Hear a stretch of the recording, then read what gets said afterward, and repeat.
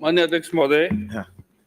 खंड 1 एनएचएम के अंतर्गत Rajasthan contractual hiring to civil post rules 2022 में कुल 39,580 पद स्वीकृत हैं तथा नॉन सीएसआर के भारत सरकार द्वारा अनुमोदित पीआईपी में 3,900 पद स्वीकृत हैं।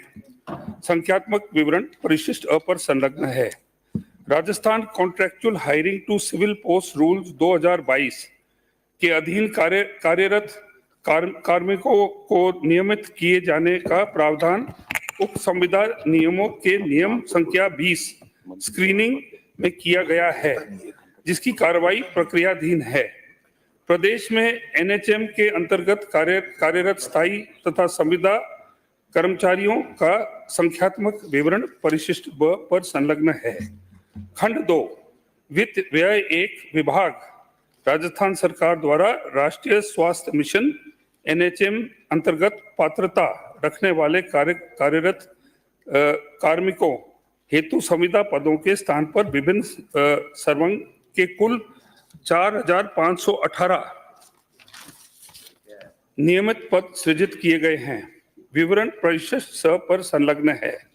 Rajasthan contractual hiring to civil post rule 2022 के उपनियम 20 स्क्रीनिंग में पात्र कार्यकर्ता कार्मिकों के नियमितीकरण का प्रावधान निहित है। विवरण परिशिष्ट द पर संलग्न है। नियमितीकरण के संबंध में वित्त विभाग राजस्थान सरकार द्वारा जारी एपीओ एसओपी दिनांक 25/10/24 परिशिष्ट य में प्रदत्त दिशा निर्देश के अनुसार उक्त नियमित पदों के सेवा नियम हेतु चिकित्सा स्वास्थ्य एवं परिवार कल्याण विभाग के सेवा नियम राजस्थान चिकित्सा सेवा नियम 1963 एवं राजस्थान चिकित्सा एवं स्वास्थ्य अधीनस्थ सेवा नियम 1965 को राजस्थान स्टेट हेल्थ सोसाइटी की अधिशासी समिति द्वारा अंगीकार किया जा चुका है। खंड 3 वित्त विभाग राजस्थान सरकार द्वारा एनएचएम के अंतर्गत Rajasthan contractual hiring to civil post rules 2022 के तहत समस्त संविदा पदों का मानदेय निर्धारित किया गया है। विवरण परिशिष्ट अ पर संलग्न है। Rajasthan contractual hiring to civil post rules 2022 के उपनियम 13(1) मानदेय एवं अन्य सुविधाएं में प्रतिवर्ष 5% मानदेय वृद्धि का प्रावधान है, जिसके अनुसार कार्रवाई की जा रही है। खंड 4 एनएचएम के अंतर्गत संविदा कार्मिकों के रिलोकेशन किए जाने हेतु विभाग द्वारा रिलोकेशन पॉलिसी क्रमांक 250 दिनांक 19/2/2024 जारी की गई है। विवरण परिशिष्ट र पर संलग्न है। माननीय सदस्य। Welcome to Factful Fridays. Today, we'll guide you through what to do if you misplace की गई है। विवरण परिशिष्ट र पर संलग्न है। माननीय सदस्य। माननीय अध्यक्ष जी, जिन संविदा कर्मियों को जैसे फिजियोथेरेपिस्ट है, असिस्टेंट है, रिहेबिलिटेशन वर्कर है के पदों पर नियुक्ति दी गई, इनकी योग्यता व कार्य समान है, फिर भी रिहेबिलिटेशन वर्कर का वेतन, फिजियोथेरेपिस्ट का वेतन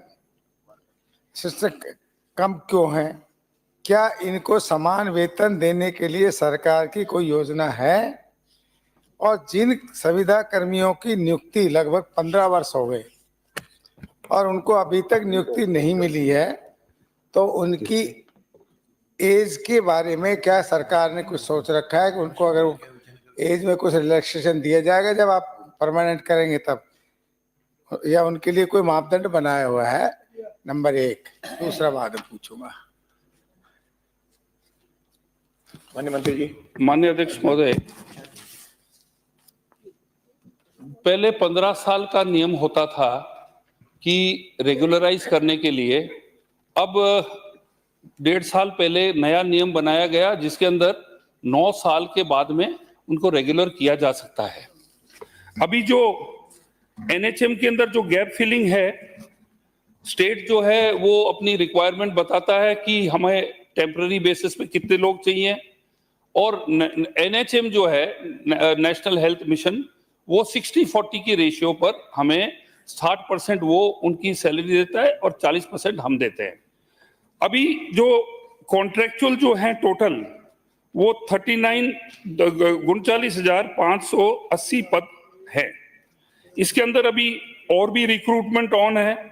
इसके अंदर जीएनएम 2,338, एएनएम 3,058 और सीएचओ 5,261 जो है ये शीघ्र ही आपके आ जाएंगे, आपके भर्ती हो जाएगी इनकी।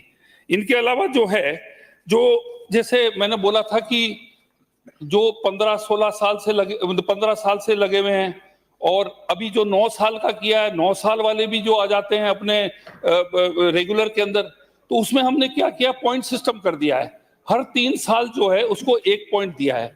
तो जो 15 साल वाला है उसको 5 पॉइंट मिलेंगे, 9 साल वाले को 3 मिलेंगे। तो इस अनुसार जो है हमने भर्ती की है। माननीय अध्यक्ष महोदय, ये सही है कि इन्होंने 9 साल का कर रखा था सबको, तो ये अभी तक उनको रेगुलाइज कर नहीं पाए। पर जिनको 15 साल हो गए करते हुए, उनकी एज तो ओवर एज हो जाएंगे वो, तो उनके बारे में प्रावधान है, उनकी तो कोई गलती है नहीं, रेगुलाइज तो सरकार को ही करने हैं। तो ऐसा कोई प्रावधान है उनकी 15 साल के हो गए तो उनको एज में कोई रिलैक्सेशन देंगे कि नहीं देंगे? माननीय मंत्री जी। एज जो है वो सभी डिपार्टमेंट में वो बिल्कुल ही एक यूनिफॉर्म है। तो एज जो लिमिट है वो सब जो डिपार्टमेंट जो सरकार का होता है उसी नियम के अनुसार हम चलेंगे। श्री चुन्नीलाल CL प्रेमी।